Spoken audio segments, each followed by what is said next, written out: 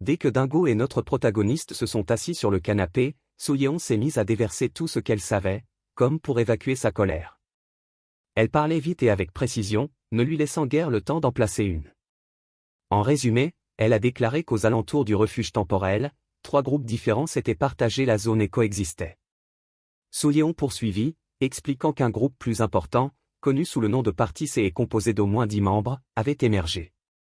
Ce groupe, à la présence imposante, proposa soudainement d'ouvrir le refuge temporel. Leur plan prévoyait de répartir toutes les provisions stockées entre les différents partis. Lorsque les 2 autres groupes ont refusé la proposition du Parti C, la tension est rapidement montée d'un cran. Dans un accès de violence soudain, un membre du Parti C a poignardé un membre du groupe adverse, faisant jaillir le sang de la plaie. Un meurtrier apparut, auréolé d'une aura sinistre. Son visage était maculé de sang et il tenait un couteau encore dégoulinant de l'agression récente. Son expression exprimait une satisfaction perverse. D'après leur nombre, le chef du Parti C a été identifié comme étant Kwon Kyung-jun. Son attitude était assurée et il semblait imperturbable face au chaos qui se déroulait autour de lui. Seong-go analysa la situation et comprit que le meurtrier était probablement un subordonné de Kwon Kyung-jun, endoctriné par son pouvoir de manipulation mentale. Cette révélation était troublante, car elle témoignait de l'étendue de l'influence de Kwon sur ses adeptes. Malgré son immense pouvoir, Kwon avait choisi de proposer un compromis aux autres groupes plutôt que de les contraindre. Cette décision laissait supposer que son don de contrôle mental présentait probablement au moins une limite majeure, l'empêchant de l'utiliser sans discernement. Quant à Soo-yeon, notre protagoniste savait qu'il devait agir discrètement. Il ne pouvait lui confier ses pensées, conscient qu'il ne risquait pas de l'entraîner dans cette histoire. Il lui a demandé si le « tueur » était apparu après le refus de l'offre par les autres équipes. Elle a répondu, reconnaissant qu'elle ne pouvait pas le confirmer, mais que le lien était évident. Soo-yeon expliqua que l'équipe et leur propre groupe avaient tous 2 perdu des membres assassinés, tandis que l'équipe n'avait déploré aucune perte. Cette différence soulignait le déséquilibre et les tensions entre les groupes. Elle s'interrogea sur la logique des agissements de l'équipe, se demandant pourquoi il tenterait d'ouvrir l'abri temporel prématurément alors qu'il était destiné à s'ouvrir un jour ou l'autre. Cela éveilla des soupçons quant aux véritables intentions et motivations de l'équipe. Seong-go réfléchit à la situation, reconnaissant le manque d'informations suffisantes pour tirer des conclusions définitives. Il se tourna ensuite vers Soo-yeon, lui demandant si son don était lié à la guérison. Soo-yeon confirma, démontrant son pouvoir par une aura verte lumineuse émanant de sa main. Elle expliqua que son don de guérison était limité, lui permettant à peine de soigner les blessures et guère plus. Notre protagoniste a reconnu la difficulté rencontrée par les éveillés de type soutien lors de la chasse. Soo-yeon a acquiescé, soulignant que même s'il gagne des points en aidant, il ne monte pas de niveau.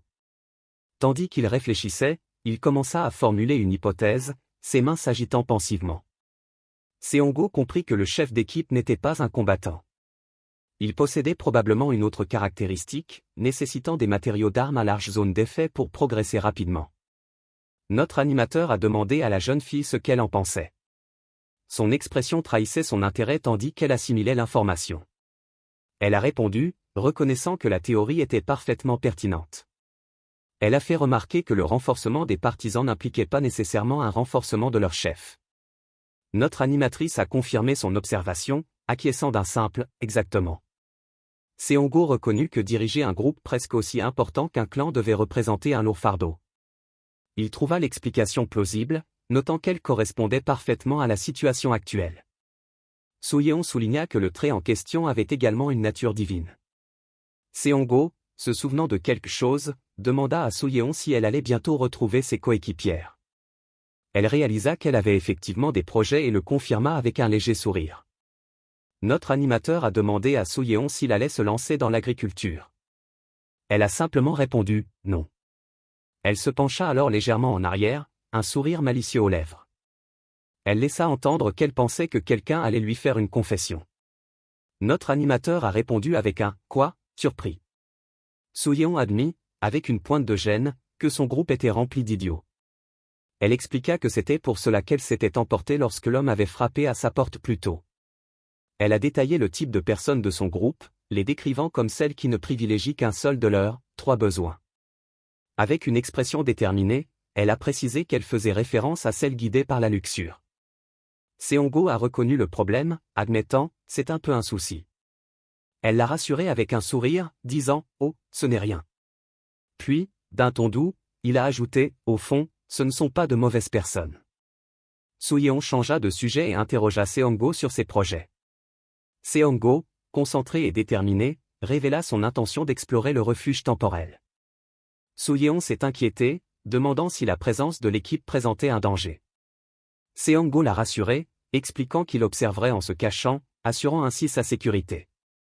Il a estimé qu'en raison des vagues de zombies, l'équipe au complet ne pourrait pas être réunie. Seong-go tendit à Soo-yeon une pierre jaune lumineuse, la présentant comme un cadeau de pendaison de crémaillère. Il lui expliqua qu'elle pouvait remplacer une bougie et lui conseilla de la couper en deux si la lumière était trop forte. En observant la pierre, Soo-yeon remarqua que puisque Seong-go possédait des pierres luminescentes, il devait déjà avoir ouvert la boutique. Seong-go rassura Soo-yeon, confirmant ses pensées d'un « c'est exact », assuré. Il sourit chaleureusement et ajouta « alors ne t'inquiète pas ». Déterminé, Seong-go promit que si tout se passait bien, il rembourserait la dette médicale, intérêt compris. Son expression était empreinte d'espoir et de sincérité. La scène se déploya sur une journée ensoleillée et dégagée, devant un grand bâtiment imposant. L'entrée restait silencieuse et immobile, comme en attente d'un événement. Une voix fit écho à la question « Et ?» Un homme en costume violet, assis avec assurance, s'enquit de l'avancement de la « purification ». Sa question planait dans l'air, adressée aux personnes qui se tenaient autour de lui. L'un des hommes en costume noir a répondu, l'informant qu'aux alentours de 15 heures, un tueur avait éliminé un autre membre de l'équipe. L'homme en costume noir poursuivit son rapport, expliquant que des survivants avaient été aperçus en train de déplacer des provisions stockées. Il assura que le nettoyage de la zone devrait être bientôt terminé. Le chef, le visage concentré, s'enquit de l'état d'avancement de l'équipe A. Il reçut ensuite un rapport indiquant qu'aucun mouvement inhabituel n'avait été constaté jusqu'à présent. Il donna un ordre froid, suggérant d'éliminer un autre membre de l'équipe. L'homme en noir acquiesça, reconnaissant que ce serait la solution la plus efficace. Le chef a demandé où se trouvaient les individus qu'il suivait. L'homme a expliqué qu'il ne pouvait pas tous les suivre car ils se déplaçaient séparément. L'homme aux lunettes de soleil a signalé avoir aperçu une femme se dirigeant de chez Velver Eden Plaza. Il a confirmé avoir compris d'un simple « compris ». L'homme en costume violet, le regard intense et les yeux brillants, a donné l'ordre d'envoyer le tueur à ses trousses. Toujours assis avec autorité, il demanda s'ils avaient déjà localisé une certaine personne. Sa question s'adressait à l'homme qui se tenait devant lui. L'homme en costume noir a répondu, admettant qu'il n'avait pas encore confirmé l'identité de la personne. Soudain, l'homme en costume noir, visiblement anxieux, s'excusa abondamment, baissant la tête dans un geste de regret. Le chef serra le poing, la frustration se lisant clairement sur son visage. Ses pensées se répétaient en une seule phrase exaspérée, « mince alors ». Le regard déterminé, il réfléchissait à l'endroit où se trouvait Seong-go. Son monologue intérieur était clair, il est forcément abusant, mais où exactement? Son regard était intense, concentré sur la résolution de cette énigme pressante. Un sentiment d'urgence emplit l'air lorsqu'une voix déterminée déclara « Il faut retrouver ce salaud au plus vite ». La scène se déroula dans une zone désolée où un homme en costume violet se tenait debout, les yeux rivés sur un écran bleu lumineux. Autour de lui, c'était le chaos, des hommes en costume noir livraient un combat acharné contre des créatures monstrueuses. Ces dernières, aux yeux rouges luisants, étaient rapidement éliminées par les hommes qui maniaient des couteaux avec une précision mortelle. L'homme en costume violet, visiblement frustré, s'exclama « Pourquoi diable ne gagne-t-on aucun point ni XP quand mes subordonnés éliminent des ennemis ?» Son expression trahissait son exaspération, et des gouttes de sueur perlaient sur son front. Il continuait de se lamenter intérieurement, « Depuis que j'ai compris que mon trait avait un défaut, c'est encore pire. » Sa frustration était palpable, tandis qu'il luttait contre les limites de ses capacités. Plongé dans ses pensées, il porta un doigt à ses lèvres.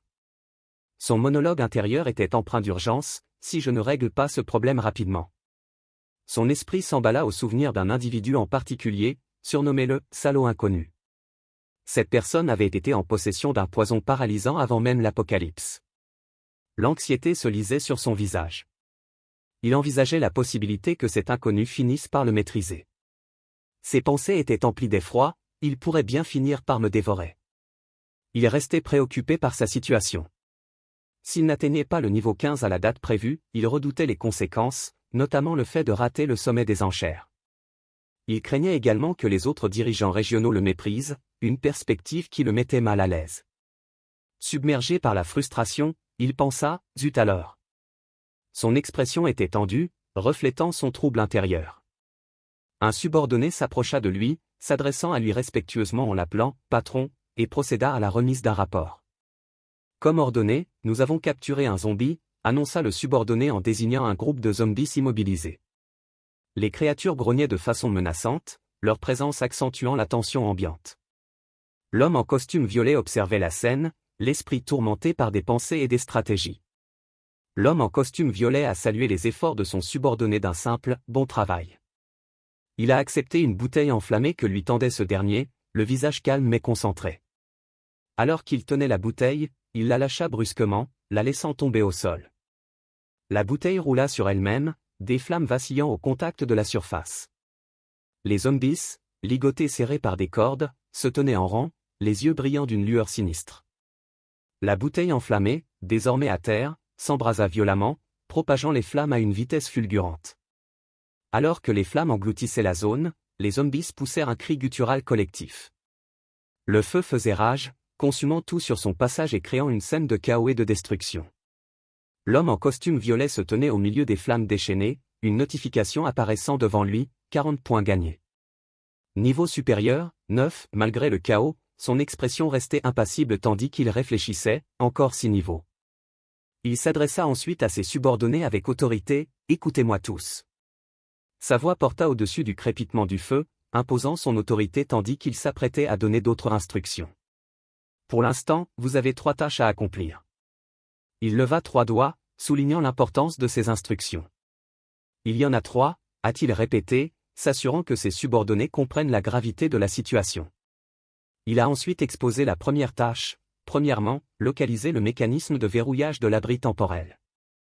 La scène a ensuite montré une grande structure imposante, ses portes hermétiquement closes, laissant présager les défis à venir.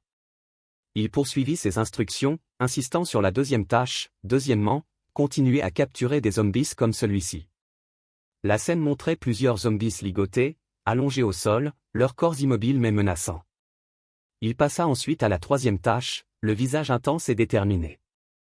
Et troisièmement, commença-t-il, les yeux brillants d'une lueur féroce. Retrouver l'inconnu. Sa résolution était manifeste, concentrée sur sa mission. Le chef a exigé confirmation de ses subordonnés, compris. D'une seule voix, ils répondirent avec conviction, « Oui, monsieur ». Leurs voix résonnèrent de détermination alors qu'ils se tenaient prêts à exécuter ses ordres. La scène suivante nous montre notre protagoniste accroupi dans la végétation luxuriante, Dian Gobi à ses côtés. Il lève les yeux avec un sourire confiant et s'adresse à Kwon Kyung-jun, « Tu es en pleine forme ». Son expression changea légèrement lorsqu'il ajouta un avertissement, « Ne soyez pas trop impatient ». Son ton était calme, mais teinté d'une pointe d'avertissement, tandis qu'il ajustait son écharpe d'une main gantée. Le visage partiellement dissimulé par une écharpe, il déclara avec assurance, « Souyeon le protégera, et il finira par venir à toi de lui-même ». Ces paroles portaient une promesse, laissant entrevoir une rencontre future qui semblait inévitable. La scène se déplace vers un paysage urbain désolé et en ruine, 2 silhouettes se tiennent seules. Un homme crie avec urgence, « Souyeon ». Il s'agenouille, tenant une rose rouge à la main. Son expression est sincère et déterminée lorsqu'il lève les yeux au ciel, suppliant, « S'il te plaît, sors avec moi ». Souyeon croise les bras, l'air sceptique. « Est-ce vraiment le bon moment ?» demande-t-elle, la voix teintée d'incrédulité. L'homme, toujours à genoux, semble décontenancé. « Qu'est-ce que vous » commence-t-il, mais Souyeon l'interrompt, soulignant l'urgence de la situation. « Vous voulez faire ça alors qu'un tueur court toujours ?» L'homme, s'efforçant de garder son calme, répond par un léger sourire. « Eh bien, commence-t-il, expliquant son raisonnement. En venant ici, j'ai utilisé ma clairvoyance. » Sa confiance semble provenir de ce don, espérant la rassurer. Souyeon le regarde d'un air grave. « Tu as déjà oublié ?» demande-t-elle, lui rappelant un événement tragique. « Que notre coéquipier est mort en récoltant des fruits et légumes. » L'homme reconnaît son inquiétude. « C'est vrai, admet-il, avant d'ajouter aussitôt, mais quand j'ai vérifié, le tueur était dans la zone où se trouvait le groupe. » Il tente de la rassurer, la voix pleine de conviction. Cette fois, vous pouvez vraiment me faire confiance. Soo-yeon passe une main dans ses cheveux, la frustration se lisant clairement sur son visage. C'est exactement pour ça que je déteste ça, marmonne-t-elle, visiblement exaspéré par la situation. L'homme, tenant toujours la rose, la regarde avec détermination. Si tu acceptes mes aveux, je serai un meilleur petit ami, insiste-t-il, tentant de la persuader. Soo-yeon, les mains sur les hanches, remet en question sa certitude. Comment peux-tu en être aussi sûr alors que rien n'a été confirmé, demande-t-elle, son scepticisme évident. Il persiste, mais Soo-yeon le coupe, sa patience s'amenuisant. Ça suffit, s'écrie-t-elle d'une voix ferme. Soo-yeon se détourne d'une voix ferme. Ça suffit, déclare-t-elle, visiblement exaspérée. Je ne vois pas l'intérêt d'écouter la suite. L'homme, tenant toujours la rose, paraît surpris et proteste, je n'ai pas fini de parler. Désespéré, il supplie, calmez-vous et donnez-moi une dernière chance. Soudain, une lueur rouge émane de sa poitrine, le faisant se crisper de stupeur. Qu'est-ce que c'est, s'exclame-t-il, la panique montant dans sa voix. Soo-yeon se demande, et maintenant? L'homme se prend la poitrine, déconcerté. J'ai soudain une drôle de sensation au cœur, admet-il en baissant les yeux vers Soo-yeon avec inquiétude. Soo-yeon, alarmé, lève brusquement les yeux vers lui. Tu n'as pas lu le manuel que je t'ai donné, demande-t-elle d'un ton pressant. C'est le signal qu'un tueur est dans les parages. Son expression se crispe de frustration tandis qu'elle analyse la situation. Vos foutues informations étaient encore fausses, lance-t-elle, la voix teintée de colère. L'homme, interloqué, peine à comprendre. Ce n'est pas possible. Murmure-t-il, l'incrédulité palpable dans sa voix. Soo-yeon s'éloigne, songeant à leur situation désespérée. De toute façon, il faut qu'on bouge. Impossible d'échapper à un tueur capable de nous traquer, pense-t-elle, pesant le pour et le contre. Mais si on se disperse et qu'on quitte la place sans déclencher un combat à mort? L'homme l'interpelle, l'urgence se lisant dans sa voix. Attendez, s'exclame-t-il, tentant de l'arrêter. Déterminé à aider, il concentre toute son énergie. Laissez-moi essayer de localiser la menace. Dit-il en activant sa clairvoyance. Un symbole lumineux apparaît au-dessus de sa tête tandis qu'il se concentre, espérant repérer la source du danger. Le ciel se teinte de couleurs inquiétantes lorsqu'une silhouette émerge, auréolée d'une lueur rouge. Il avance d'une allure menaçante, un couteau serré dans sa main. La réalisation est brutale. Le tueur est déjà juste devant nous. La tension est palpable tandis que la silhouette s'approche, ses yeux brillant d'une intention sinistre. Soo-yeon regarde l'homme avec un mélange de frustration et de résignation. Franchement, il ne se passe jamais rien de bon quand je suis avec toi, déclare-t-elle, la voix teintée d'exaspération. L'homme, visiblement bouleversé, répond rapidement, je suis désolé, sa voix empreinte de regret. Soo-yeon marque une pause, son expression s'adoucissant légèrement. Mais au moins, nous avons confirmé une chose avec certitude, dit-elle, ses yeux reflétant une détermination nouvelle. Le tueur porte la même tenue que l'équipe C, réalise Soo-yeon, ses yeux se plissant tandis qu'elle assimile l'information. La silhouette auréolée d'une lueur rouge s'avance, un sourire menaçant aux lèvres. Chant de la mort, déclare-t-il d'une voix glaçante et assurée. Le couteau qu'il tient brille d'un éclat sinistre, reflétant la lumière rouge inquiétante qui l'entoure. Un immense dôme rouge se forme soudain autour des lieux, enveloppant les silhouettes d'une lueur sinistre. La structure vibre d'énergie, projetant une lumière inquiétante sur le paysage urbain en ruine. L'homme et Soo-yeon se tiennent à l'intérieur du dôme, le regard figé par la stupeur. Le quadrillage rouge du dôme s'étend dans le ciel, créant une barrière infranchissable. Quoi? Murmure l'homme, sa voix s'éteignant tandis qu'il tente de comprendre la situation. La présence du dôme plane au-dessus d'eux, annonçant un événement nouveau et dangereux. Que devons-nous faire? Demande l'homme, la panique perceptible dans sa voix. Soo-yeon répond avec assurance, nous devons fuir et nous cacher. Sa détermination est manifeste tandis qu'elle évalue la situation. On va y arriver, demande-t-il, le doute s'insinuant en lui. Ce type a l'air rapide. Soo-yeon rétorque avec urgence, vous êtes sérieux? Vous ne savez pas que les tueurs ne peuvent pas s'enfuir une fois le combat à mort commencé? Ces paroles rappellent brutalement les règles auxquelles ils doivent se conformer. L'homme s'interroge sur l'efficacité de la dissimulation, une incertitude se faisant sentir dans sa voix. Mais est-ce que ce cachet fonctionnera vraiment? Soo-yeon lui ordonne fermement, tais-toi et prépare ta lampe torche antifère comme indiqué dans le manuel. Sa concentration reste inébranlable tandis qu'elle se prépare pour l'étape suivante. Elle poursuit, l'esprit agité par un flot de pensées. Si tout se passe comme je l'espère, pense-t-elle, songeant aux issues possibles, le sauveur secret pourrait bien venir ici. Ces paroles mêlent espoir et appréhension face à la menace imminente.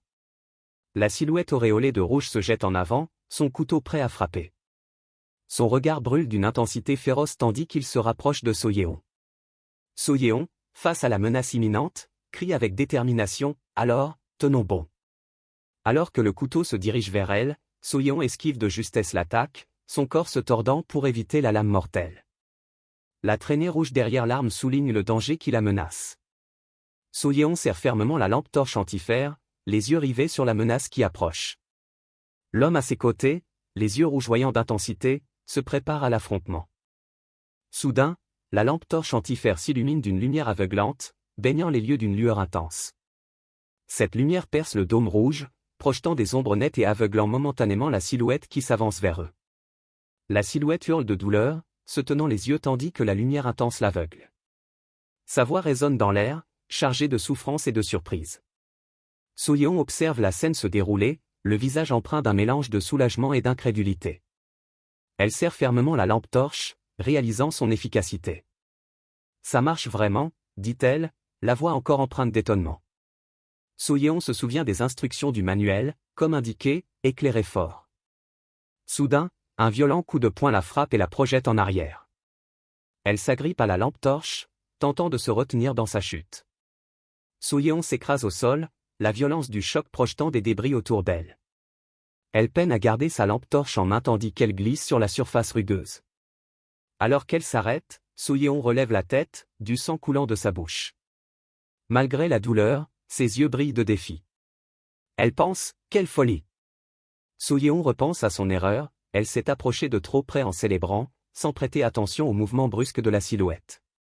L'homme, les yeux rougeoyants, se tient là, menaçant, un couteau à la main, projetant son ombre sur So-yeon. Allongé au sol, So-yeon tend la main, la voix tremblante de désespoir. « Encens, aide-moi !» supplie-t-elle, le visage marqué par le sang et la détermination. Encens s'élance en avant, le pas pressé. En le regardant courir, ses pensées s'emballent, « Je suis contente de ne pas avoir accepté cette confession. » So-yeon est allongé au sol, tentant de se relever. Son regard croise le sien, empli d'un mélange de douleur et de détermination. Punaise, la vie est si éphémère. L'homme se dresse au-dessus de So-yeon, son couteau levé, les yeux brillants d'une intensité menaçante. So-yeon, à terre, est submergé par un profond désespoir. Ses pensées résonnent dans sa tête, dire que je vais mourir comme ça. So-yeon, peinant à se redresser, entend une voix dans sa tête. Elle l'interroge, « Pourquoi as-tu les yeux fermés ?» Ses yeux s'écarquillent légèrement, une lueur de compréhension traversant son visage. Seong-go se rue en avant avec détermination et une rapidité fulgurante. Il stoppe l'attaque de justesse. L'impact est violent, provoquant une onde de choc dans l'air, tandis que So-yeon, au sol, observe la scène, les yeux écarquillés de surprise. L'homme chancelle en arrière, le visage marqué par la stupeur et la colère. Seong-go reste concentré, prêt à attaquer de nouveau. Seong-go assène un coup de pied puissant à la silhouette, l'impact projetant une décharge d'énergie dans l'air. Le tueur est soulevé du sol, son corps se cambrant en arrière sous la force du coup. So-yeon regarde, sous le choc, les yeux écarquillés, tandis qu'elle contemple la scène. So-yeon lève les yeux et croise le regard de Seong-go qui lui tend la main. Son expression mêle surprise et soulagement. Seong-go reste imperturbable, sa voix calme et rassurante. « Ce n'est pas le moment de mourir, » dit-il, ses paroles empreintes d'urgence et d'encouragement. Notre protagoniste s'adresse à So-yeon et reconnaît sa perspicacité.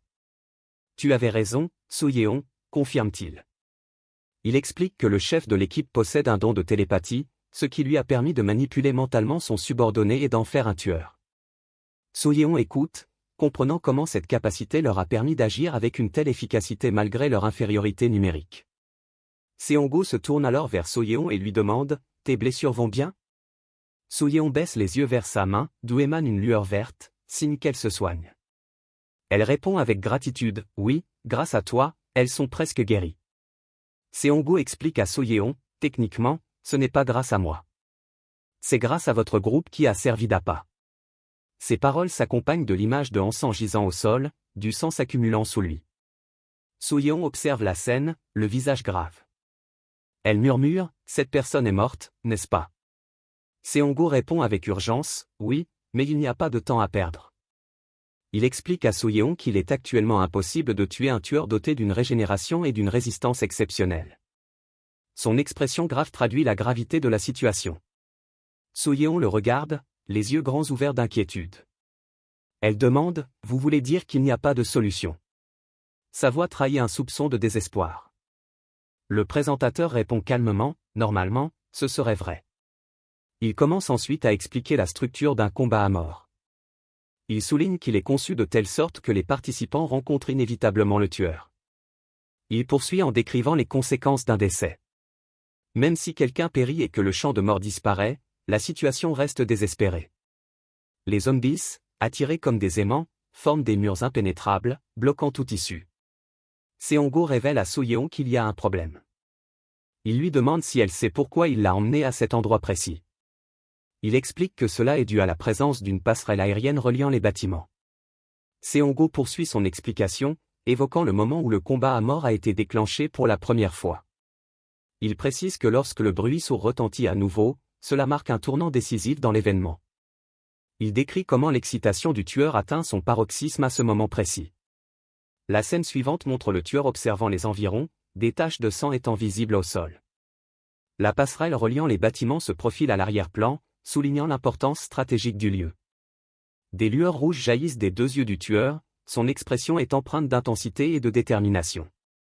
La scène change à mesure que le champ de bataille se rétrécit. Une brèche s'ouvre, offrant la possibilité de franchir la barrière. Notre maître de cérémonie lève un doigt, soulignant la gravité du moment. « Vous n'aurez qu'une seule chance », déclare-t-il fermement. Il poursuit, expliquant le plan à So-yeon, « Je te ferai un signal, alors traverse le pont et échappe-toi par la barrière. » So-yeon écoute attentivement, puis exprime son inquiétude. « D'accord, je comprends. Mais Seong-go, seras-tu capable d'affronter le tueur ?» Sa voix trahit une certaine inquiétude pour sa sécurité. Il reconnaît la situation avec détermination et déclare, « Je n'ai pas le choix. » Il explique que les tueurs reçoivent une « compétence spéciale » attribuée aléatoirement, ce qui introduit des variables imprévisibles. Pour gérer ces variables, quelqu'un doit rester en arrière pour les contenir. Il précise ensuite que même s'ils parviennent à déclencher le dispositif, s'ils ne réussissent pas à s'échapper, tous leurs plans seront réduits à néant. La gravité de la situation est palpable tandis que Seong-go et So-yeon, sur le toit, réfléchissent à leur prochaine action. Après avoir envoyé So-yeon au 3e étage, notre protagoniste se positionne au 1er étage, prêt à affronter le tueur. Son cœur bat de plus en plus fort tandis qu'il se tient debout dans le couloir faiblement éclairé, le poing serré. D'un geste vif, Seong-go s'avance, sa voix résonnant dans le couloir. « Allez » crie-t-il, prêt à affronter tout ce qui l'attend. Il se baisse, les yeux scrutant le couloir faiblement éclairé. « Quoi » murmure-t-il, sentant une présence à proximité. La confusion traverse son visage tandis qu'il tente d'en localiser la source. « Je sens clairement quelqu'un, mais pourquoi ?» Sa voix s'éteint, sa prise sur son bouclier se resserrant. Soudain, le sol se met à trembler violemment sous ses pieds. Des débris volent dans tous les sens tandis que les murs s'effondrent autour de lui. Seong-go réagit promptement, effectuant un bond agile sur le côté et évitant de justesse les gravats.